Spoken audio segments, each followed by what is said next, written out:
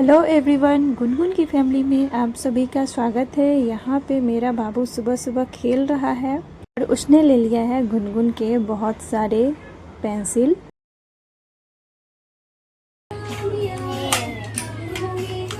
क्या कर रहे हो?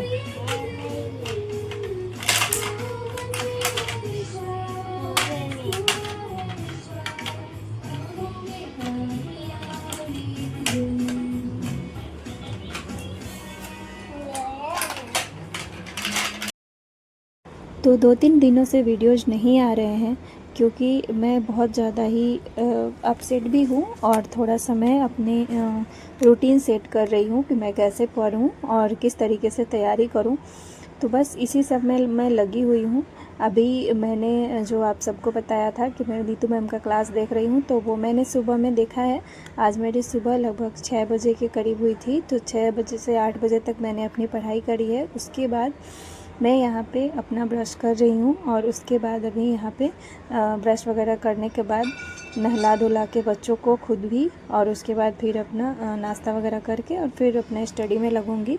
तो आज मैं आप सभी के साथ भी बातें करूँगी और नीतू मैम की क्लास जो है वो मेरी 1 महीने की चलेगी। रोज़ मैं एक वीडियोस देख लेती हूँ उनकी, और साथ साथ में मेरा अपना जो मैथ है वो भी मैं बना रही हूँ। तो अभी मैं यूट्यूब से ही कर रही हूँ। आपको मैं बता देती हूँ कि अगर आप मैथ जीरो से शुरू करना चाहते हैं या जीरो से उसको अच्छे से पढ़ना चाहते हैं यूट्यूब पे, तो बहुत सारे टीचर आपको मिल जाएंगे, वहाँ से आप पढ़ सकते हैं। काफ़ी सारे टीचर हैं जो कि बहुत ही अच्छे से पढ़ाते हैं। आप सीटेट पेपर के लिए ढूंढेंगे, स्टडी करेंगे तो आपको मिल जाएगा, सर्च करेंगे तो। और मैं आज आप सभी के साथ शेयर करती हूँ कि किसी भी एग्ज़ाम को पास करने के लिए आपके पास क्या चीज़ें होनी चाहिए। और यहाँ पे देखिए, आज मैं स्पेशल बना रही हूँ अपने खाने में। यहाँ पे मैं मक्के की रोटी बना रही हूँ और मैं साग और दही के साथ खाने वाली हूँ। तो यहाँ पे मेरे साग जो है वो और दही मैंने निकाला है, और उसके बाद मैं यहाँ पे रोटी बना रही हूँ। मुझे उतनी अच्छे से तो बनाने नहीं आता है, लेकिन जैसा भी आता है मैंने गर्म पानी से गूँथ करके, और ये कच्चा मक्की का आटा है जिससे मैं रोटी बना रही हूँ। और हाँ, तो चलिए बात कर लेते हैं कि देखिए, एग्ज़ाम पास करने के लिए ना सबसे पहले जो हमारी प्रायोरिटी होती है वो हमारी हेल्थ की होती है। चाहे एग्ज़ाम के लिए ही नहीं, किसी भी चीज़ के लिए सबसे पहले हेल्थ ज़रूरी है। अगर हेल्थ नहीं है तो आप कुछ नहीं कर सकते। अगर आपका स्टेटस हेल्थ का ख़राब है तो सबसे पहले आप अपने हेल्थ को दिखाएं। अपने हेल्थ के जो भी प्रॉब्लम है अपने बॉडी के, उसको पहले दूर करिए। उसके बाद ही आप अपने पढ़ाई में मन लगा सकते हैं। और ज़्यादा आप होपलेस भी ना हो, क्योंकि जो होता है अच्छे के लिए होता है। अगर आपके जीवन में कुछ घटना घट रहा है या कुछ हो रहा है तो आप ये समझिए कि कुछ ना कुछ भगवान ने तो हमारे लिए अच्छा सोचा ही होगा। तो इस सोच के ज़रिए आप आगे बढ़िए और अपने एग्ज़ाम के लिए प्रिपेयर होइए। और ये कोई बड़ी बात नहीं है, हर 6 महीने में एग्ज़ाम होती है, तो बहुत ज़्यादा मतलब रिग्रेट फील करने की ज़रूरत नहीं है। बहुत ज़्यादा आपको मतलब स्ट्रेस लेने की ज़रूरत नहीं है। बस जितना आप स्ट्रेस और मतलब बहुत ज़्यादा आप उसमें डूब जाएंगे कि मेरे साथ ऐसा हो गया, इससे अच्छा है कि आप अगले एग्ज़ाम की तैयारी कर लेंगे। तो सबसे पहले मैंने बताया, पहला पॉइंट कि हेल्थ ज़रूरी है। सबसे पहले हेल्थ ज़रूरी है। अगर आपके मान लीजिए एग्ज़ामिनेशन हॉल में आप जाएं और एग्ज़ाम के समय आपका हेल्थ ख़राब हो जाए, तो आपकी कितनी भी तैयारी हो जाए, आपकी एग्ज़ाम अच्छे से नहीं जाएगी। वैसे ही जब आपका मेंटल पीस नहीं होगा, जब आपकी एकाग्रता नहीं होगी, जब आप ढंग से दिमाग से स्ट्रांग नहीं होंगे, तो आप पढ़ाई नहीं कर सकते। तो सबसे पहले अपने आप को संभालिए और अपने आप को अपने हेल्थ पे ध्यान दीजिए। पहले हेल्थ को ठीक करिए, कुछ इशू है तो उसको दूर करिए।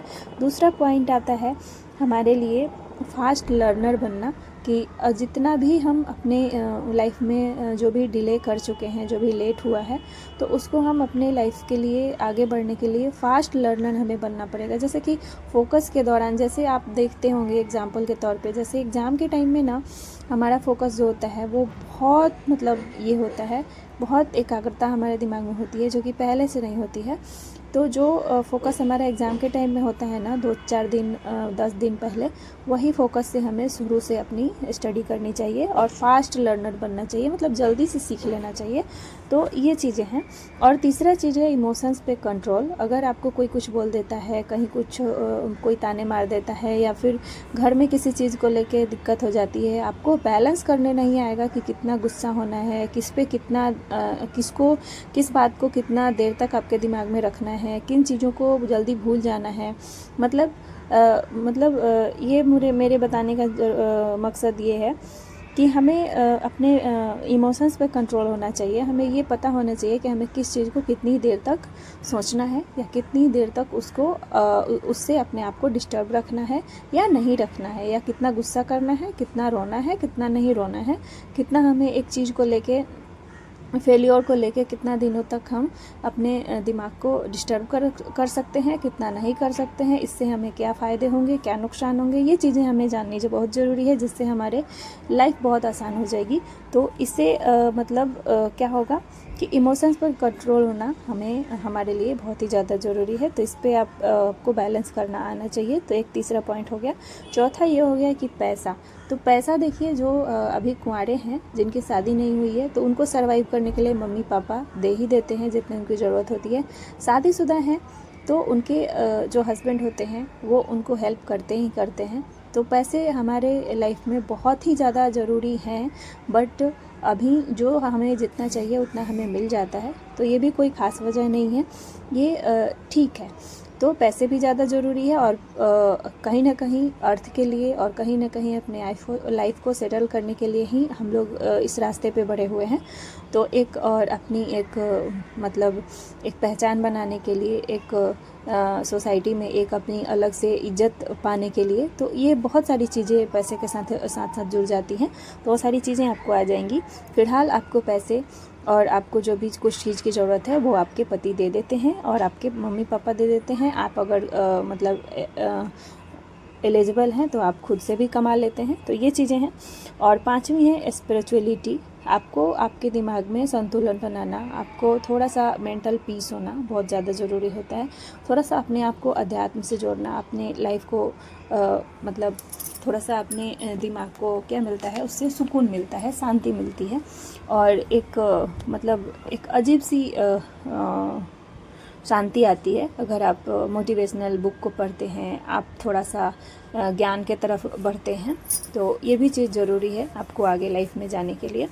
तो बस इतनी चीज़ें हैं हमारे लाइफ में जो हम कर सकते हैं, जिससे इस पॉइंट को अगर हम ख्याल रखेंगे तो हमारी जो लाइफ है वो आसान हो जाएगी और हम आगे बढ़ने में हमें ज़्यादा दिक्कत नहीं होगी, जैसे बहुत ज़्यादा जो परेशानी हो जाती है।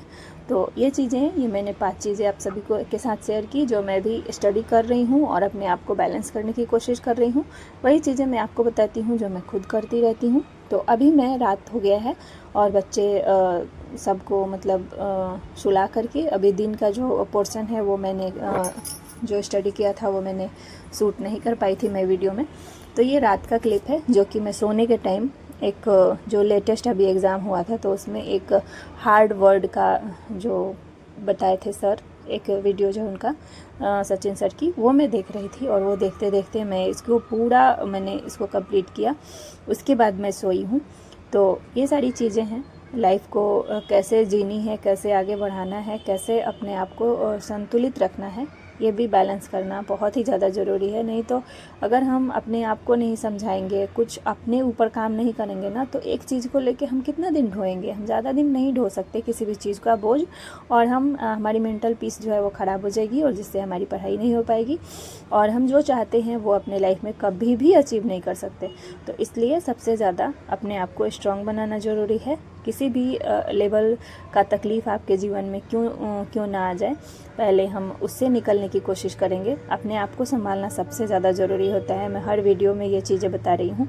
उसके बाद क्योंकि मैं जानती हूँ कि जो भी लोग एग्ज़ाम दिए हैं और उनकी हालत क्या हो जाती है उसके बाद, तो चलिए एक नेक्स्ट एग्ज़ाम की तैयारी करते हैं। बाय।